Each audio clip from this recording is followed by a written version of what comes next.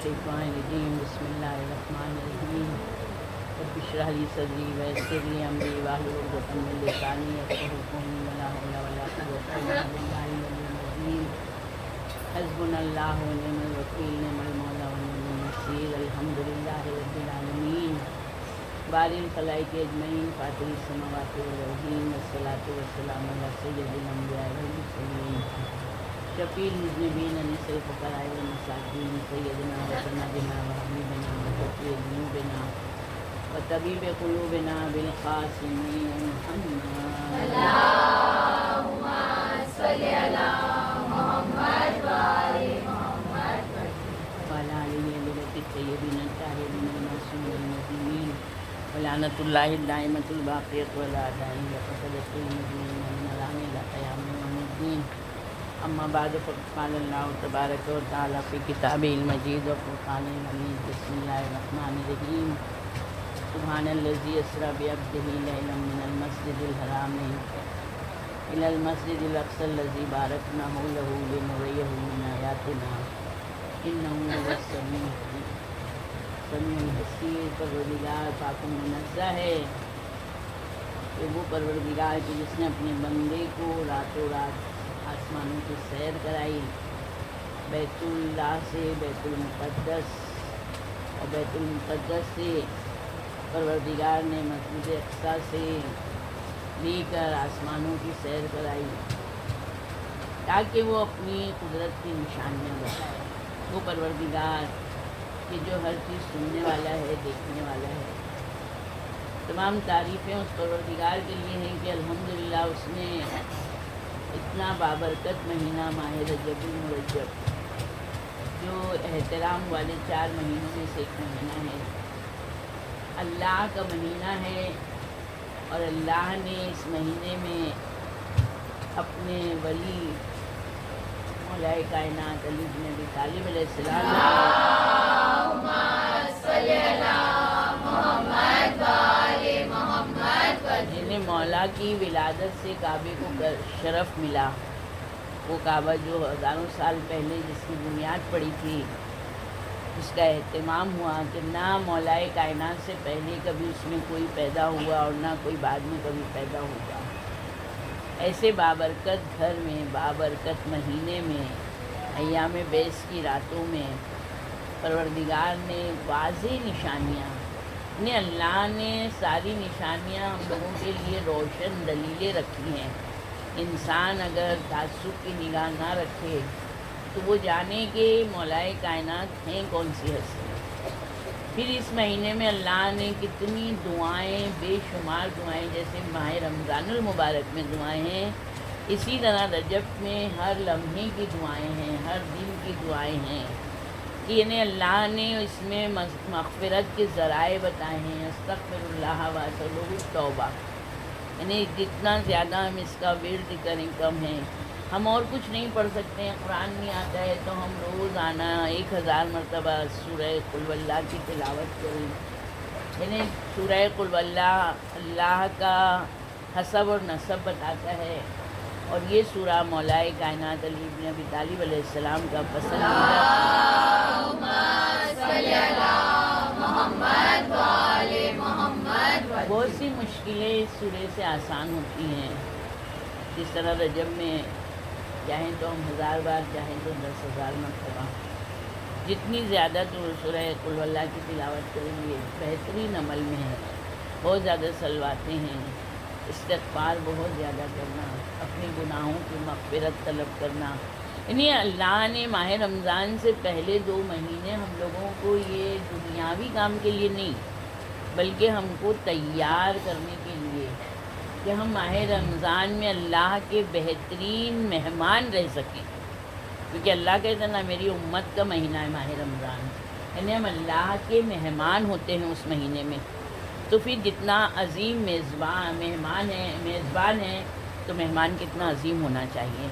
تو اللہ نے اس کے ذرائع بتائے۔ 2 مہینہ پہلے آپ اپنے نفس کو پاک و پاکیزہ کر لیں اپنی گناہوں کی، کیونکہ ہم انسان ہیں، ہم گناہوں کا پتلا ہیں، ہم سے قدم قدم پر غلطیاں ہوتی رہتی ہیں۔ ہم کوئی بھی انسان یہ نہیں کہہ سکتا ہے کہ ہم کبھی ایسے کوئی گناہ نہیں کرتے ہیں۔ لا علمی میں بھی ہم سے گناہ ہو جاتا ہے. تو یعنی اللہ نے ہمیشہ اپنی رسول اللہ کے بقول بھی ان کی حدیث ہے کہ اپنے آپ کو توبہ کی خوشبو میں معطر کرو. یعنی توبہ کی خوشبو یعنی ہم کو اتنا زیادہ مغفرت طلب کرنا ہے کہ پروردگار جانے انجانے ہم سے بہت غلطیاں ہوئی ہیں اور تو ہم کو معاف کرنے والے ہیں. جب اللہ نے ہم کو توبہ کے دروازے ہمارے لیے کھولے ہیں تو یقیناً ہے کہ وہ اللہ معاف کرنے والا ہے. یعنی ہم یہ کبھی بھی نا امید نہیں ہوئیں کہ ہم نے گناہ کیا ہے کبھی ہم کو اللہ معاف نہیں کرے گا, اور نہ کبھی ڈھیٹ بن کر بیٹھیں کہ ہم نے بہت معافی مانگی اللہ معاف کر کے رہے گا. یعنی ہم انسانوں کو دونوں چیز امید اور بیم میں رہنا ہے, ہم کو خوف اور رجا میں رہنا ہے. ہم نیڈر ہو کے نہیں رہ سکتے کہ ہم نے تو بہت مانگا, ہم نے 10 سال سے ایک ہی گناہ کی معافی مانگی. اللہ ہے وہ ارحم الراحمین بھی ہے, وہ جبار اور قہار بھی ہے. ہم یہ نہیں جان سکتے کہ ہمارا گناہ کس لیول کا ہے, گناہ کا درجہ نہیں پتہ ہے ہم کو. گناہ انسان کرتا ہے 2 منٹ کا, مگر گناہ کے اثرات سالوں کے بھی ہوتے ہیں, صدیوں کے بھی ہوتے ہیں. تو گناہ کے اثرات کی بنا پر عذاب ہے. ہم کون ہوتے ہیں یہ چیز کو بولنے والے, یہ تو چھوٹا سا گناہ ہے, ہمارے لیے چھوٹا سا ہوگا مگر ہو سکتا ہے اللہ نے اس کو گناہ کبیرہ میں لکھا ہو, فرشتوں نے ہمارے اعمال نامے میں گناہ کبیرہ لکھا ہو. تو ہم کون ہوتے ہیں یہ چیز کو, اور ہم یہ جان نہیں سکتے ہیں کہ صغیرہ اور کبیرہ گناہ تو گناہ ہے. بھئی گناہ چاہے ہم نے اگر نجاست ہم نے ہماری لگی ہے, بھلی ذرا سی لگی تھی, تو ذرا سی بھی اگر ایک پوائنٹ بھی نجاست ہوگی تو کیا ہم نماز پڑھ سکیں گے؟ یعنی ہم ایک ڈراپ بھی اگر ہوگا, اگر قطرہ پیشاب کا بھی لگا ہوگا تو ہم کو کپڑا بدلنا ہوگا, چاہے وہ بچے کا پیشاب کیوں نہ ہو, پیدا ہوئے بچے کا کیوں نہ ہو. پیدا ہوئے بچے کا ہم اپنے جسم کو نہیں دھوئیں گے, وہاں تک نہیں پہنچائے, مگر کپڑے پہ اگر ایک ڈراپ بھی ہو گئے تو ہم اس کپڑے میں نماز نہیں پڑھ سکتے ہیں. تو کتنا پاک رہنا ہے. تو جب ہم کو پتہ ہے کہ اللہ پاک اور پاکیزہ ہے, اللہ کو پاک اور پاکیزہ چیزیں پسند ہے, تو رجب المرجب, رجب ایک نہر ہے, جنت کی ایک نہر کا نام رجب بھی ہے, اور اس سے صرف اور صرف شیعان اہل بیت علیہ السلام ہی سیراب ہوں گے.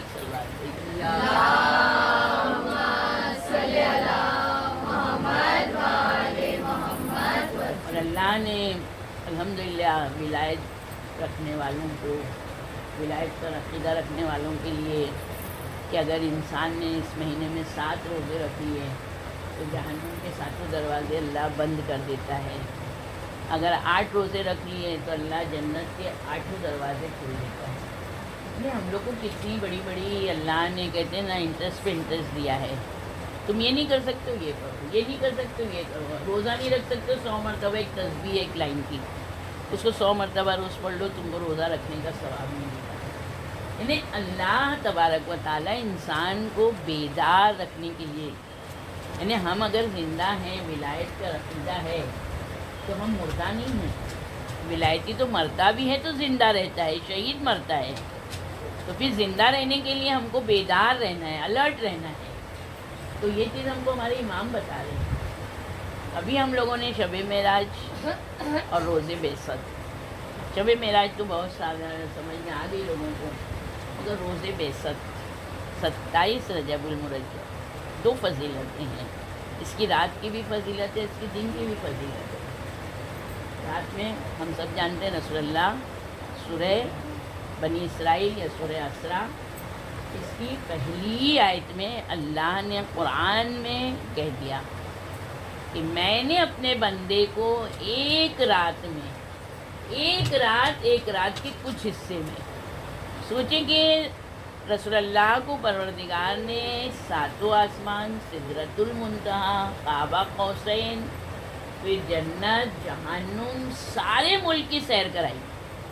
اور رسول اللہ جب گئے تھے تو ان کے گھر کی کڑی, جب دروازہ بند کر تو کڑی ہل رہی تھی, جب واپس آئے تو کڑی ہل ہی رہی تھی.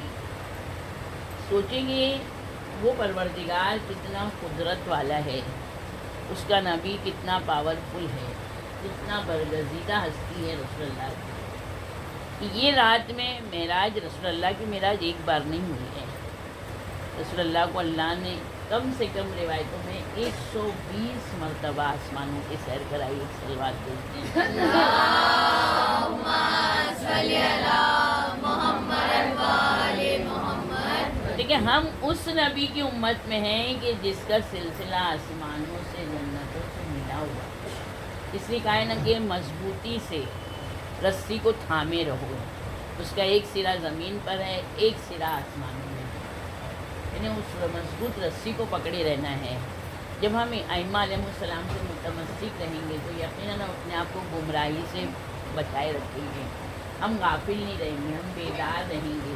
یعنی ہماری زندگی میں صرف اور صرف ہمارے ائمہ علیہ السلام کا، ہمارے وقت کے امام زمانہ جل اللہ تعالیٰ پر اللہم صلی علی محمد وآل محمد. صرف اور صرف انہی کا تصور رہنا چاہیے. دن رسول اللہ پر پہلی وحی نازل ہوئی. رسول اللہ 40 سال غار ہیرا ہے. رسول اللہ سارے لوگوں سے کنارے ہو کے غار ہیرا میں جا کے تنہائی میں عبادت کرتے تھے.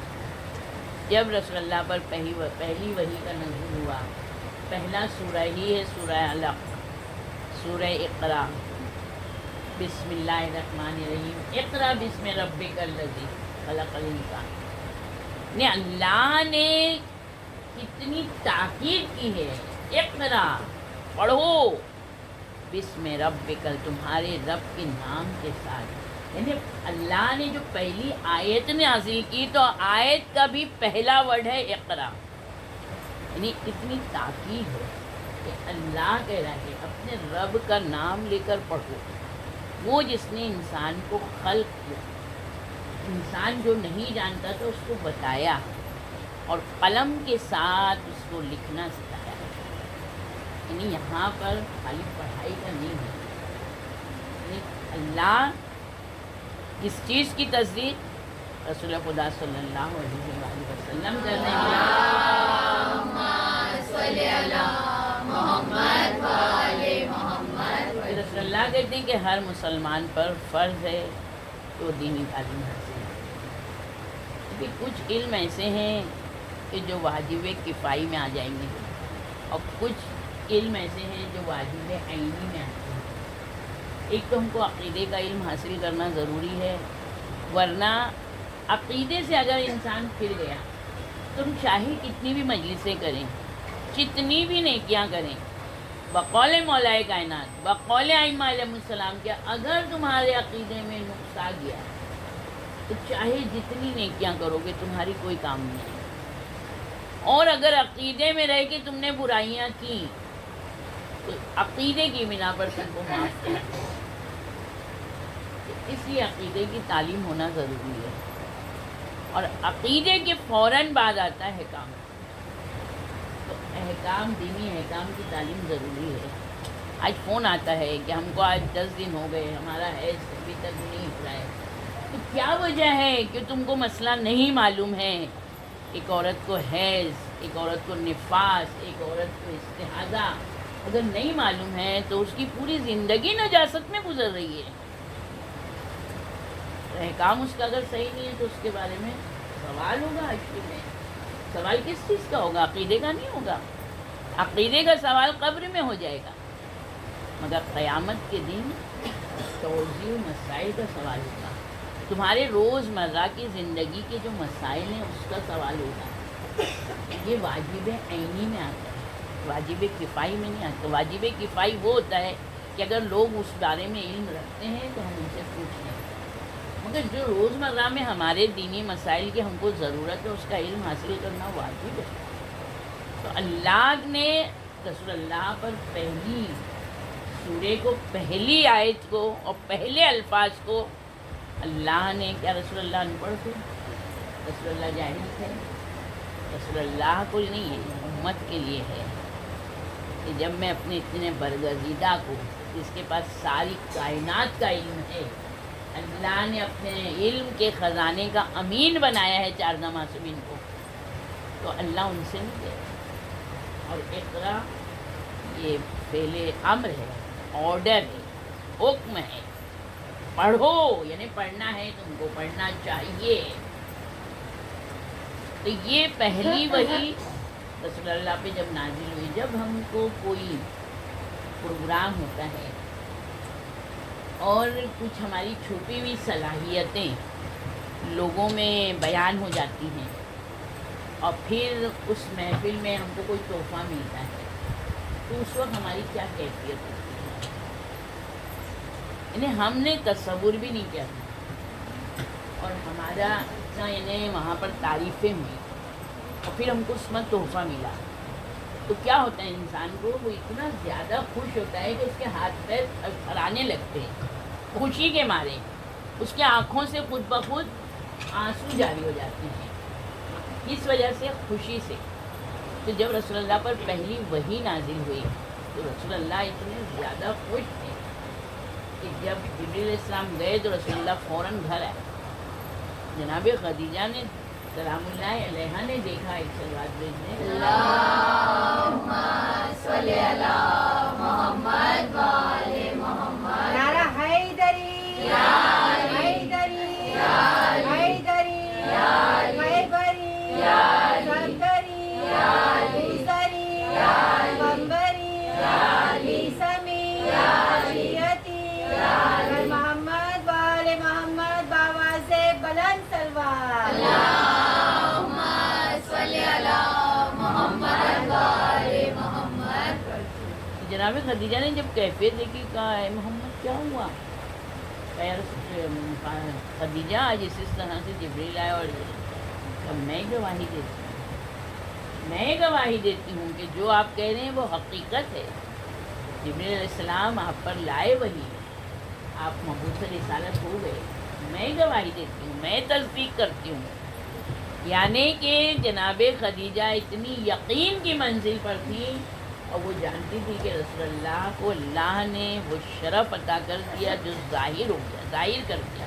شرف میں تو کہیں سے رسول اللہ کم تھے ہی نہیں، افضل المرسلین ہیں، خاتم النبیین ہیں، یعنی رسول اللہ ہر ایک سے بلند ہیں، ائمہ علیہ السلام ہر ایک سے بلند ہیں، ہر زمانے کے لوگوں سے بلند ہیں، کیونکہ رسول اللہ کی شریعت قیامت تک رہے گی۔ ایک مثال دیکھیں، اب ہے نا آج کے دور کی بات ہے، اب ہم لوگوں کو اس کو سمجھنے میں آسانی ہوگی کہ ہر فیلڈ میں ائمہ علیہ السلام اور رسول اللہ افضل ہونا ہی چاہیے، یعنی 12 امام سے بھی افضل ہے رسول اللہ، کیونکہ رسول اللہ پہ وحی نازل ہوئی ہے۔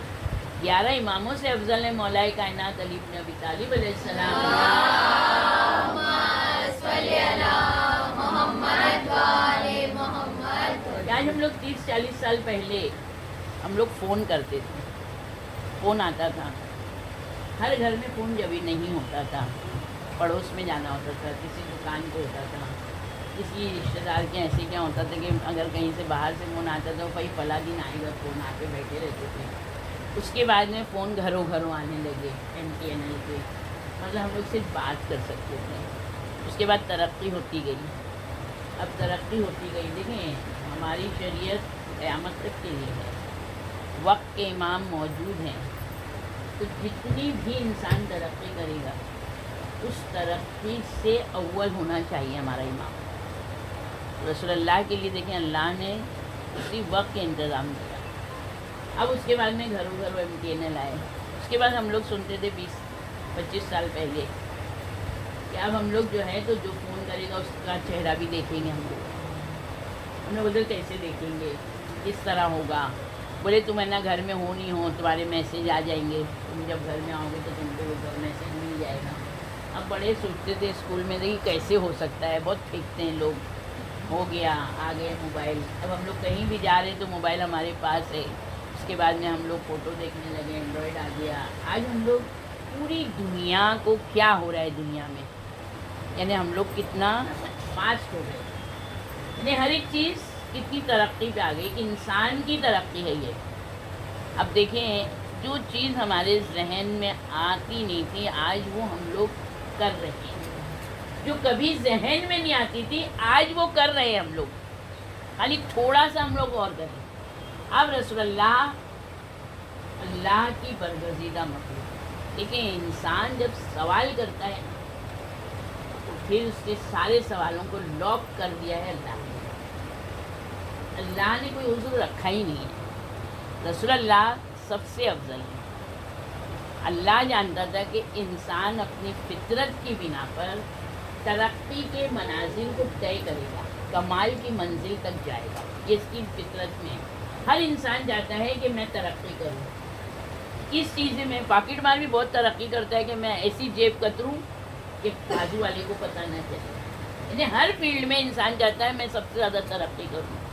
سائنس نے بھی ترقی کی، سائنس نے ترقی کی کہ انسان کو چاند پر بھیجا۔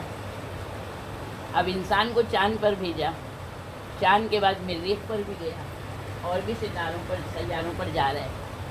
اللہ جانتا تھا کہ انسان زمین کو چھوڑ کے آسمانوں تک آئے گا، تو اگر آج رسول اللہ کی معراج نہیں ہوتی تو ہر سائنٹسٹ یہ کہتا کہ تمہارا رسول تو ہم سے بڑھ کے نہیں تھا، ہم نے تو فلاں انسان ایک کافر چاند پر پہنچ گیا۔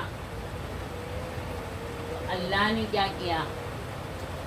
جتنی بھی تم ترقی کر لو مگر میرے نبی سے آگے نہیں بڑھ سکتے، میری برگزیدہ شخصیتوں کے آگے نہیں سکتے۔ تم کو میں نے خلق کیا ہے، تمہاری ساری ترقی کا راز میں جانتا ہوں، مگر تمہاری ساری ترقیاں ایک طرف ہوں گی، میرا نبی ایک طرف ہوگا۔ تم مہینوں میں سفر طے کرو گے، میں منٹوں میں سفر کرواؤں گا ایک تلوار سے۔ اللہم صلی علی محمد و آل محمد۔ رسول اللہ اس دن جناب ام ہانی کے گھر میں تھے، علی علیہ السلام کی بہن کے گھر میں تھے، وہاں سے گئے بیت المقدس۔ بیت المقدس یہ بھی ایک وہ ہے، ہمارے آج ساتویں امام مفتی کاظم علیہ السلام نے اللہم صلی علی محمد و آل محمد۔ ایک راہب نے جب سوال کیا کہ میں بیت المقدس سے آیا ہوں، میں اتنی دور سے آیا ہوں آپ کے پاس، ہندوستان آیا تھا۔ وہ ہندوستان میں ایک سندان شہر میں ایک آدمی تھا جس کو اللہ نے حکمت عطا کی تھی، وہ اتنا زیادہ معرفت اہل بیت میں ڈوبا ہوا تھا کہ وہ ہر چیزیں بتا دیتا تھا۔ تو جب وہ آیا اس کے پاس تو وہ کہتا ہے کہ تم تو حقیقت کو چھوڑ کے آ گئے۔ وہ کہتا ہے میں تمہارے پاس آیا ہوں، بہت سفر طے کر کے آیا ہوں حق کے لیے، کہ حق کو تم پیچھے چھوڑا ہے۔ پھر اس نے واپس مدینہ اس کو بھیجا، تو اس نے کہا میں بیت المقدس ہے، کہا بیت المقدس سے آیا ہوں، کہاں جو شام میں ہے، کہا وہ بیت المقدس میں، اس کا نام بدلا گیا ہے۔ بیت المقدس وہ ہستی ہے کہ جو اس بیت میں رہتے ہیں۔ بیت المقدس صرف اور صرف رسول اللہ علیہ السلام کے گھر کو کہا گیا۔ تو اتنی تاریخ نے کروٹیں بدلی ہیں کہ ناموں کو بدل دیا، صرف ائمہ علیہ السلام کے بغض اور تعصب کی بنا۔ یہودی عیسائیوں نے تو کیا تھا، مسلمانوں نے اس سے زیادہ کیا، کیونکہ آج ہم لوگ حقیقت سے بے خبر ہیں۔ تو رسول اللہ مسجد اقصیٰ، پھر وہاں سے آسمانوں کی سیر۔ جس وقت ہمارے پانچویں امام کہتے ہیں کہ دین اسلام کی بنیاد 5 چیزوں پہ، نماز، روزہ، حج، زکوٰۃ، ولایت، 5 چیزیں ہیں، مگر ہم 4 چیزیں دیکھیں، نماز، روزہ، حج، زکوٰۃ، یہ فروع دین میں ہے، اور ولایت اصول دین میں ہے۔ امام نے ولایت کا نام ہی لاسٹ میں لیا کہ یہ 4 چیزیں اس وقت قبول ہوں گی جب تمہیں پر ولایت ہوگا۔ امام کہتے ہیں جتنی ولایت کی ندا دی گئی ہے، ولایت پہ تاکید کی گئی ہے، اتنی کسی چیز پر تاکید نہیں ہے۔ رسول اللہ جب آسمانوں پر گئے ہیں، پہلے آسمان پر پہنچے، فرشتوں نے سلام کیا، کہا یا رسول اللہ جب آپ زمین پر جائیے گا تو اپنے وسیع، اپنے جانشین مولا کائنات علی بن ابی طالب علیہ السلام کو ہمارا سلام کہیے گا۔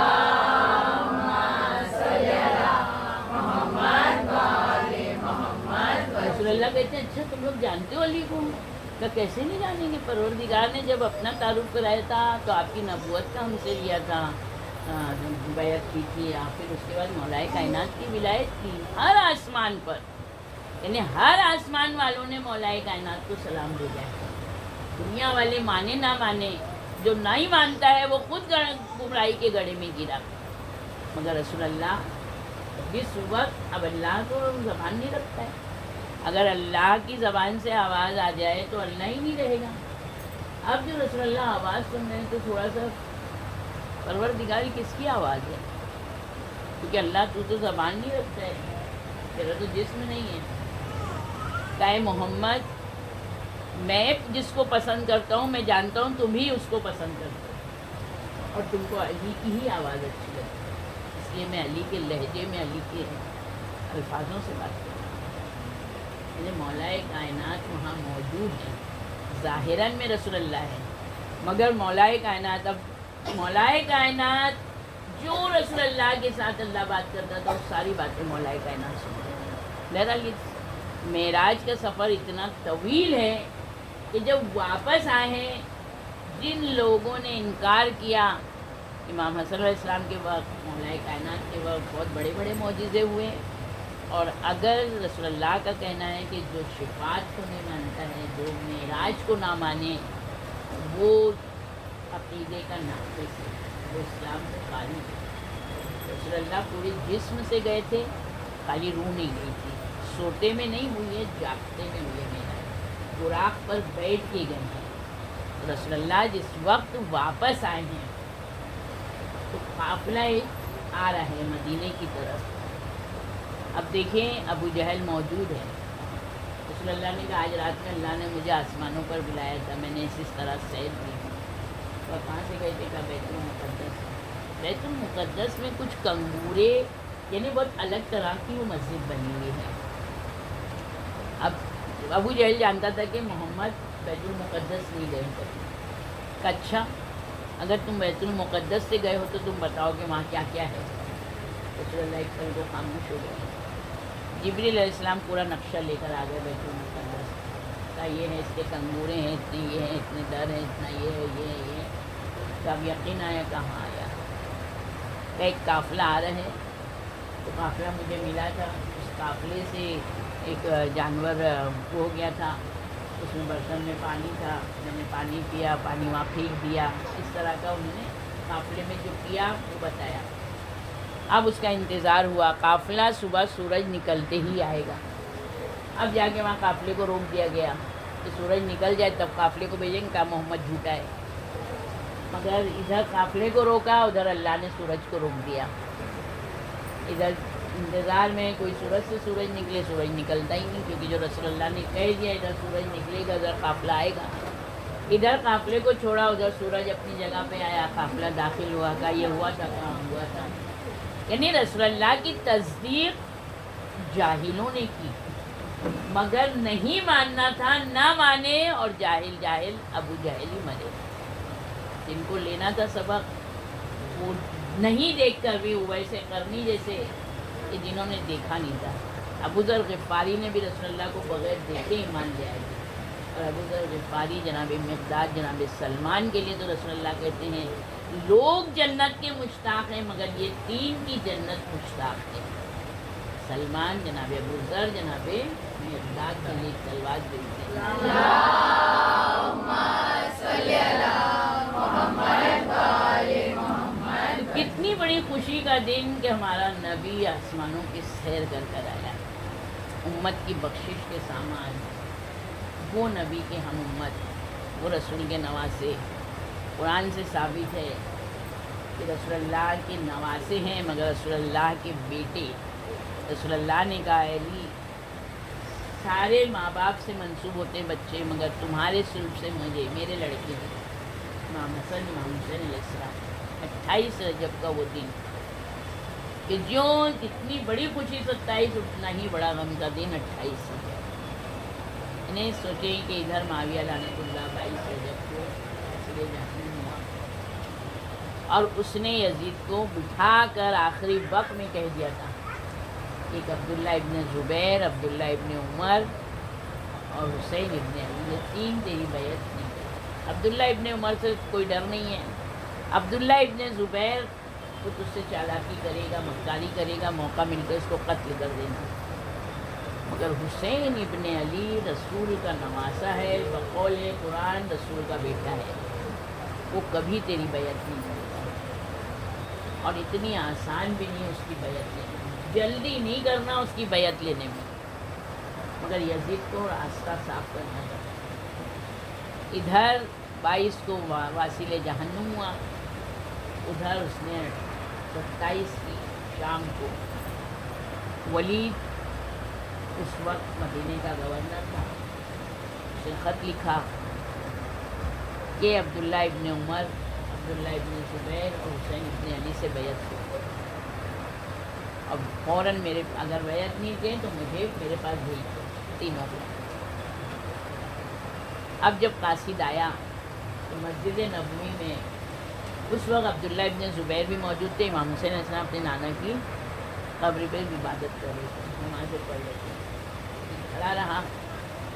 اور جب امام کی نماز ہو گئی تو کہا کہ آپ کو ولید نے بلایا ہے۔ کیا کس لیے بلایا؟ اتنی رات کو، قریباً آدھی رات ہو گئی تھی، کس لیے بلایا ہے؟ کہا کہ آپ کو بلایا ہے۔ تو امام حسین علیہ السلام نے عبداللہ ابن زبیر نے امام سے پوچھا کیوں بلایا ہوگا اتنی رات کو ہم لوگوں کو، ہم دونوں کو؟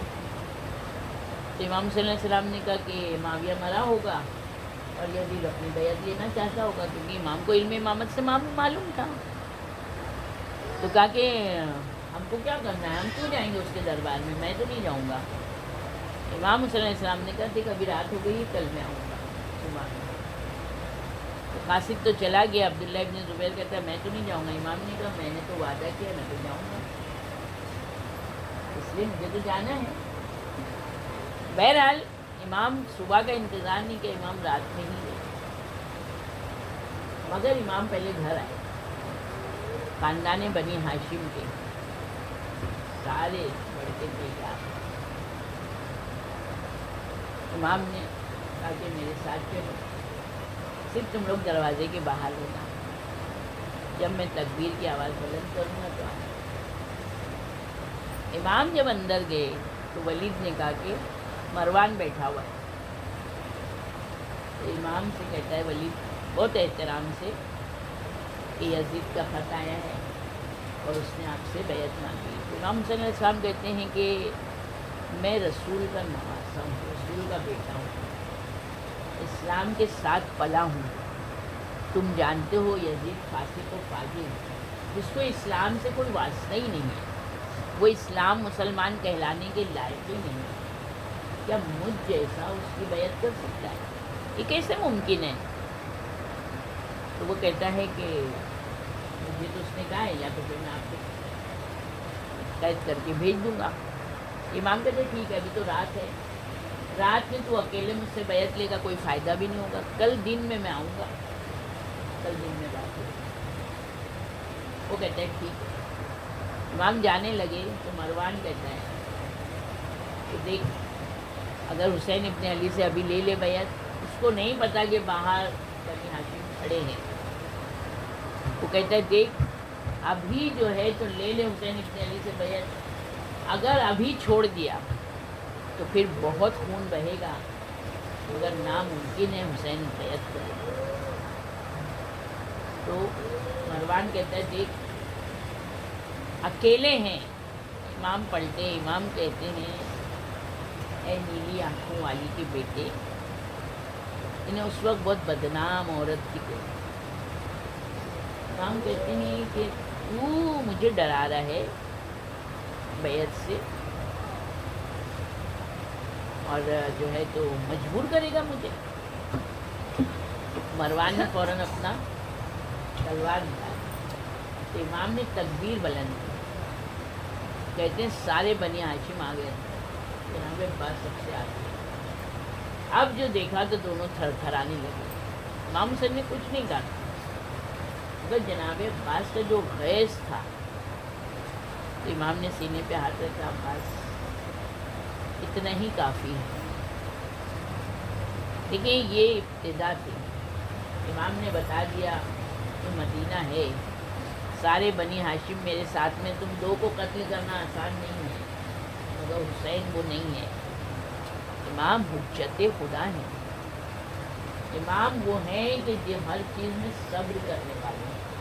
ابھی 25 کو ہمارے ایک امام کی شہادت ہے جن کا نام ہی کاظم تھا، وہ اس کو پینے والے، ہر امام صبر کرنے والا، ضبط کرنے والا امام، انسان کو اس کی حقیقت تک پہنچانے والے۔ آئے امام کتنے دور آتے امام، سب سے پہلے رسول اللہ کی قبر پر لیٹ گئے، قبر پہ کہا نانا آپ کی امت آپ کے نواسے کو مدینے میں رہنے نہیں دے. نانا اب آپ کا نواسا سفر کرے گا. نانا اب آپ کی قبر پر کون دیا جلائے گا؟ کون آئے گا جو آپ کی قبر پر قرآن پڑھے گا؟ نانا اب حسین جا رہا ہے، اب حسین مسافر ہو جائے گا. نانا میں کیسے آپ کی تربت سے دور رہ سکتا ہوں؟ بہت گریا کیا امام نے، لیکن اپنا گھر چھوڑ کر جانا، ہم کہیں 8-10 دن کے لیے جاتے ہیں تو آنکھوں سے آنسو آ جاتا ہے اپنے گھر سے نکلنے کے وقت، گھر کی محبت. اور یہ امام تو جانتے ہیں کہ میں جب یہاں سے جاؤں گا گھر بھرا لے کے جاؤں گا، مگر نہ میں آؤں گا نہ میرے بچے آئیں گے، یہ مدینہ ویران ہو جائے گا. امام علم امامت سے سب جانتے ہیں. اس کے بعد امام اپنی ماں کی قبر پر آئے. اماں آپ کا چہیتا، امت نے اب یہ بھی گوارا نہیں کیا کہ حسین اب مدینے میں کچھ راتیں گزارے. اماں دعا کریے گا. اماں میں نے جو وعدہ کیا ہے بچپن میں، اماں اس کو وفا کرنے کا وقت ہے. جب نہیں فاطمہ نے کہا بیٹا اگر تو جائے گا تو تیری ماں قبر میں آرام سے نہیں سوگی. اس کے بعد امام حسن کی قبر پر آئے کہ بھیا آپ کا بھائی اکیلا سفر کرے گا، بھیا اب آپ کی قبر کی مجاوری ختم ہو جائے گی، بھیا مدینہ میرے رہنے کے لیے نہیں رہ گیا ہے، نانا کی امت مجھے گوارا نہیں کر رہی ہے، اب میں سفر پر جا رہا ہوں. کہتے 2 رات مسلسل میرا امام استغاثہ کرتے رہے. 28 کی صبح کو کہتے ہیں رسول اللہ آنکھ لگ گئی. رسول اللہ کہتے ہیں حسین تیرے جانے کا مجھے غم ہے، مگر بیٹا تو اگر نہیں جائے گا تو اسلام کو کون بچائے گا؟ تو حسین میرے قاتل کو کون سر فاش کرے گا؟ ارے تیری ماں کے قاتل کا کون پردہ فاش کرے گا؟ حسن کے قاتل کو کون بتائے گا؟ حسین جاؤ بیٹا، کربلا تمہارے لیے تمہارا انتظار کر رہی ہے. حسین ساری جنت سجائی گئی ہے، ساری حوریں غلمان تیرے انتظار میں ہیں کہ حسین آئے گا، ہم استقبال کریں گے. ایک مرتبہ اٹھے انا للہ و انا الیہ راجعون پڑا، آنکھیں سوجی ہوئی ہیں. ایک مرتبہ جناب زینب آئی، کہا بھیا چہرہ گھما لیا، کہا بھیا خیر تو ہے؟ کہا زینب نانا کی امت اب رہنے نہیں دے گی، اب بھیا تمہارا سفر کرے گا. کہا بھیا کیا ارادہ ہے؟ کہاں کچھ بچے ساتھ جائیں گے، کچھ مرد ساتھ جائیں گے. ایک مرتبہ جناب عباس سے کہا فہرست تیار کرو، سب سے پہلے عباس کا نام لکھو. عباس کا نام آیا، عباس نے سب کے نام لکھنا شروع کیے. کہا اب عورتوں کے نام لکھو. کا پہلا نام کس کا لکھوں؟ کا زینب بنت علی. جیسے ہی عباس نے سنا نا ہاتھ تھر تھرانے لگا. کا علی کی بیٹی گھر سے باہر جائے گی، علی کی بیٹی سفر کرے گی. جناب زینب کہتی عباس علی کی بیٹی حکم دیتی ہے حسین کو کوئی اور صلاح نہ دینا، لیکن حسین زینب بنت علی. کہتے عباس نے آنکھوں پر ایک ہاتھ رکھا. ارے آنکھ کہتے ہیں میں کیسے نام لکھوں؟ ایک ایک کا نام آیا. جناب سکینہ گود میں بیٹھی ہے، کہتی چچا فاطمہ صغرا. امام حسین کہتے نہیں صغرا نہیں جائے گی، کہ صغرا نہیں جائے گی. جناب سکینہ کہتی بابا صغرا بھی ماں ہے، اگر جائے گی تو ٹھیک ہو جائے گی. کہ نہیں صغرا سفر کی تھکان نہیں برداشت کر سکتی، اللہ کا حکم ہے صغرا نہیں جائے گی. ایک مرتبہ سکینہ اٹھی اور جا کے کہتی ہے، جیسے ہی گئی ماں کی گود میں سر رکھے صغرا لیٹی ہے. ایک مرتبہ کہتی ہے سکینہ تیرا شکریہ کہ تو رہتی ہے بابا کے ساتھ تو میں اماں کے ساتھ رہتی ہوں، اماں کی گودی میں سر رکھ کے سوتی ہوں، آرام ملتا ہے. کہتی بس آج کی رات. کا کیوں سکینہ؟ کہ سکینہ کہتی ہے بابا سفر کر رہے ہیں. کہاں جا رہے ہیں؟ کیا کربلا جا رہے ہیں. اٹھ کے بیٹھتی ہے खुशी से कहती है तब फिर मैं भी जाऊंगी, बाहर जाऊंगी, मेरी तबीयत ठीक हो जाएगी। सकीना कहती सब जाएंगे, सुगरा तू नहीं जाएगी। हाथ जोड़ के कहती सकीना क्यों नहीं जाऊंगी? चचा अब्बास से कहे कि मैं जरूर जाऊंगी। का फहरिस्त में नाम देखा है मैंने, आपका नाम बाबा ने कहा नहीं है। का क्यों सकीना? का बाबा कहते हैं अल्लाह का हुक्म नहीं है। कहती जा अली अकबर को बुलाना, शायद मेरा भैया सिफारिश करे। सकीना गई, का भैया अकबर नजर नहीं आता। एक मर्तबा सुगरा ने बाबा को बुलवाया, बाबा आखिर ये बीमार बेटी को किसके हवाले करके जाएंगे? बाबा मुझे साथ ले चलिए। बाबा मैं अपनी बीमारी का शिकवा नहीं करूंगी, मैं कोई दवा नहीं मांगूंगी। बाबा मैं कनीजों के साथ रहूंगी। क्योंकि ये वो बेटी है कि जब नमाज का वक्त आता था हुसैन का मुसल्ला बिछाती थी, जैसे ही खाने का वक्त आता था बीमार बेटी अपने बाबा का चेहरा देख के खिली रहती थी। इस वक्त 28 रजब के दिन रात को एक एक हमारी चली, जनाबे ज़ैनब आई। कहती भैया आप कुछ फिक्र में है? कहाँ ज़ैनब? बोलेगी भैया मैं तैयार हूँ। कहा ज़ैनब मैं तुझे ले चलूँगा, मगर अब्दुल्ला पर तेरा हक है, अब्दुल्ला तेरा शौहर है, पहले इजाज़त लेके आ। अब जनाबे ज़ैनब की बड़ी सख्त घड़ी आई। एक मरतबा आई, आंखों में आंसू है। जनाबे अब्दुल्ला पूछते हैं अली की बेटी क्या हुआ? का अब्दुल्ला आज तक ज़ैनब ने तुमसे कुछ मांगा? का नहीं अली की बेटी जो मांगो मिलेगा, बहुत है मेरे पास। का मुझे कुछ नहीं चाहिए अब्दुल्ला, मुझे कुछ नहीं चाहिए, खाली मेरे बाबा की वसीयत याद रखो, मेरे बाबा का मेहर याद रखो। बाबा ने कहा था ना कि हुसैन सफ़र पे जाएगा तो ज़ैनब साथ जाएगी। अब्दुल्ला मेरा भैया सफ़र पे जा रहा है, अब्दुल्ला मैं हाथ जोड़ती हूँ, तुम मुझे इजाज़त दे दो, मैं अपने भैया के साथ जाऊँ। अगर तुमने रोका तो भैया से पहले ज़ैनब मर जाएगी। जनाब अब्दुल्ला ने हाथ पकड़ा बिठाया, काली की बेटी हुसैन मेरा भी इमाम है, मेरा भी इमाम है, मैंने इजाज़त दी, जो चाहे ले जाओ। बुर्का लिया निकली। क्या ज़ैनब अली की बेटी हुसैन मेरा इमाम है, मैं जानता हूँ ये सफ़र बड़ा सख्त सफ़र है, अगर कोई ऐसी मुसीबत आ जाए तो दोनों मोहम्मद को सदका कर देना। दोनों बच्चों को साथ किया, अली की बेटी ने सफ़र किया। कहते सब तो महफिल में बैठ गए, मगर एक मरतबा इमाम हुसैन आए, ज़ैनब पर्दा किए बैठी है, पर्दा ओढ़े बुर्का ओढ़े हुए। एक मरतबा कहते हैं ज़ैनब तैयार हो? कहाँ भैया?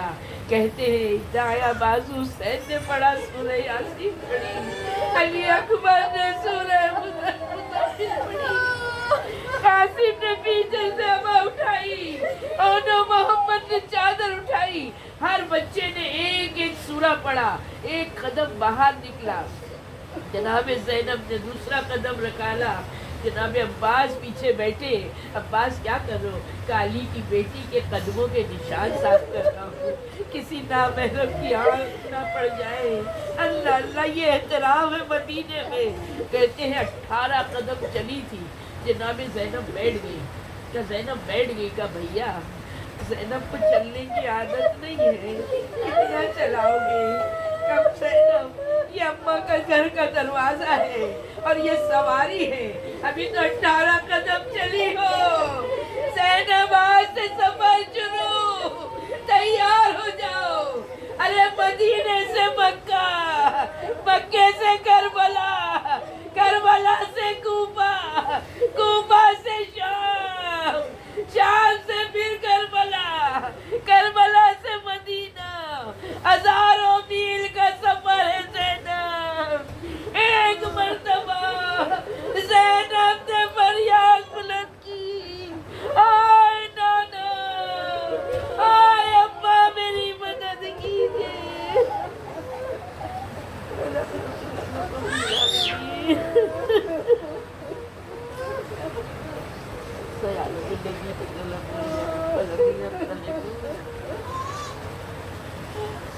پروردگار ہماری مجلس ناسوں کے قلیل نذرانے کو قبول کر لے، امام وقت کے ظہور میں تعجیل فرما۔